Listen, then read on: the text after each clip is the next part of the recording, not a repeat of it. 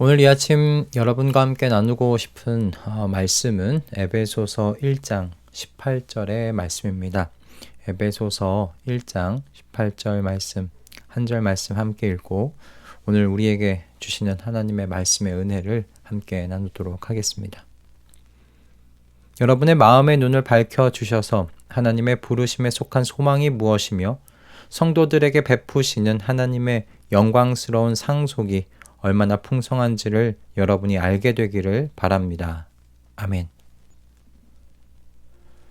얼마 전에 그 40대 중후반의 한 동생으로부터 연락을 받았습니다.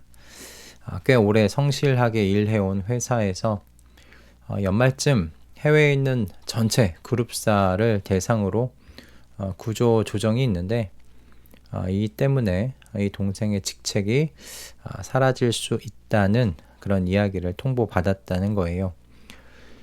회사 안에서는 이 동생의 능력을 인정하고 있고 또 자리를 마련해 주겠다고 하기는 했지만 모든 것이 좀 불확실한 상태인 거죠. 그래서 앞으로 어떻게 진로를 계획하고 진행해 가야 할지, 어떻게 준비해야 할지 막막하다 라고 좀 연락을 해왔습니다. 그리고 스스로에 대한 자신감도 많이 떨어진다라는 그런 이야기를 전해 들었습니다.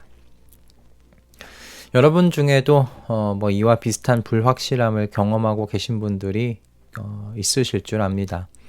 어떤 분은 예상치 못한 건강의 문제로, 또 어떤 분은 자녀의 미래에 대한 걱정으로, 또 다른 분은 경제적인 어려움이나 관계의 위기로 인해서 앞길이 안개처럼 희미하게 느껴질 수 있겠다라는 생각이 들어요. 인생의 어느 시점에 닥치면 우리 모두가 좀 각기 다른 방식이지만 불확실함과 그리고 두려움, 그리고 인생의 무거운 짐들로 인해서 지치게 되는 때가 오는 것 아닌가라는 생각을 좀 해보게 됩니다. 매일 아침에 눈을 뜨는 것조차 또 다른 부담의 시작처럼 느껴질 때가 있는 거죠. 그런데 오늘 말씀 속에서요, 바울은 우리에게 특별한 소망을 생각나게 해줍니다. 아니, 다시 기억나게 만들어줍니다. 그냥 막연한 희망이 아니라 하나님의 부르심에 속한 소망을 이야기해주고 있습니다. 이것은 우리가 일상적으로 말하는 내일은 좋은 일이 있었으면 좋겠어, 내일은 좋은 일이 반드시 있을 거야 라는 그런 불확실한 바램과는 좀 다른 것입니다. 헬라어 원문에서 소망이라는 이 단어는요, 엘피스인데요.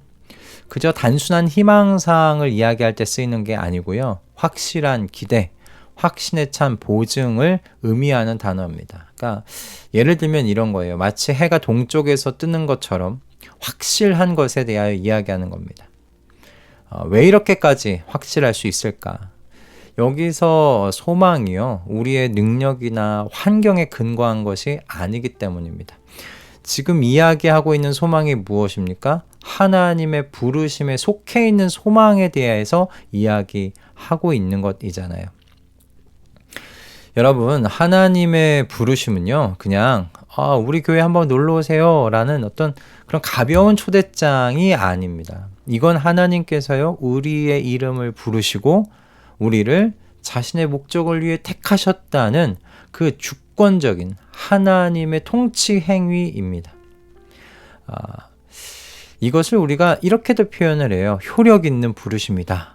그러니까 하나님께서 부르시는 것은 그 모든 것이 다 그 목적을 이룬다는 거죠. 이런 부르심이 주는 소망이 여러분 확실한 이유가 크게 전 두 가지라고 생각이 들어요. 첫째는 뭐냐면 자녀를 향한 하나님의 그 변하지 아니하시는 사랑이 성품에 있다, 이겁니다. 인간 부모도 자녀를 사랑하잖아요. 하지만 인간의 부모는 불완전하죠. 그리고 때로는 그 사랑에 실패도 합니다. 그러나 하나님의 사랑은 다르세요. 그분은 완전한 아버지세요. 민수기 23장 19절의 말씀은 이렇게 하나님에 대하여 이야기하고 있습니다. 하나님은 사람이 아니시다. 거짓말을 하지 아니하신다. 사람의 아들이 아니시니 변덕을 부리지도 아니하신다. 아멘. 여러분, 이 말씀이 이야기하고 있는 것이 무엇입니까? 하나님 사람하고 똑같지 않아. 하나님은 하나님이시기 때문에 거짓말하실 수 없고 변덕도 부리실 수 없어. 그러니 하나님께서 말씀하신 것은 다 이루어지는 거야 라는 거잖아요. 여러분, 이와 같은 하나님의 성품이요, 또 무엇과 연결되냐면 변치 아니하시는 그 사랑의 성품과 연결되는 거예요. 하나님은 그리스도의 십자가의 그 죽음과 부활을 통해서 우리를 향하신 그 사랑의 성품을 확증해 주셨죠. 로마서 5장 8절은 이렇게 이야기합니다. 그러나 우리가 아직 죄인이었을 때 그리스도께서 우리를 위하여 죽으셨습니다. 이래서 하나님께서는요, 우리들에 대한, 저와 여러분에 대한 자기의 사랑을 실증하셨다고 이야기해요. 여러분, 이건 말로만 하는 사랑이 아닙니다. 행동으로 증명된 사랑입니다. 증명된 것입니다. 자녀를 위해 자신의 독생자까지 내어주시는 여러분, 이 아버지의 사랑, 이것이 우리 소망의 가장 확실한 닷되는 줄로 믿습니다. 그리고 여러분, 두 번째는 이겁니다. 하나님의 이 주권적인 예정하심과 그리고 그 안에서 우리가 자녀됐다는 근거입니다. 에베소서 1장 4절에서 5절 말씀은 우리에게 이렇게 이야기를 해주고 있어요. 하나님은 세상 창조 전에 그리스도 안에서 우리를 택하시고 사랑해 주셔서 예수 그리스도를 통하여 우리를 하나님의 자녀 삼으시기로 예정하신 것입니다. 여러분, 이것은 우리의 소망이요, 우연에 맡겨진 것도 아니고 우리의 뭔가 운명적인 것에 맡겨진 것 아니라는 걸 알려주는 거죠. 영원전부터 세워두신 하나님의 계획 안에 우리의 소망이 놓여있다는 것을 말하는 겁니다. 하나님께서요, 저와 여러분을 단순한 피조물로 만드신 게 아니라 자녀로 삼으셨어요. 여러분, 자녀에게는 뭐가 있어요? 상속권이 있어요. 하나님의 자녀로서 우리는 하나님 아버지의 그 영원한 기업을 상속받아요. 여러분, 이 사실은 우리에게 흔들리지 않은 우리 정체성, 내가 누군지에 대한 것, 그리고 확실하고 변하지 않는 소망을 우리에게 제공해 줍니다. 그런데 여러분, 이와 같은 소망들이 대체 오늘 우리의 삶에 어떤 의미가 있는 걸까 싶죠. 여러분, 무엇보다 이 소망은요, 우리에게 시련 속에서도 인내할 수 있는 힘을 줘요. 성경에서 소망은 단순한 감정이 아니에요. 인내를 만들어내는 강력한 영적인 자원입니다. 소망이요. 로마서 5장 3절과 4절의 말씀 한번 보세요. 우리가 환난 중에도 즐거워하나니 이는 환난은 인내를, 인내는 연단을, 연단은 소망을 이루는 줄 알미로다. 아멘. 그럼 이렇게 이 말씀이 우리에게 이야기하고 있지 않습니까?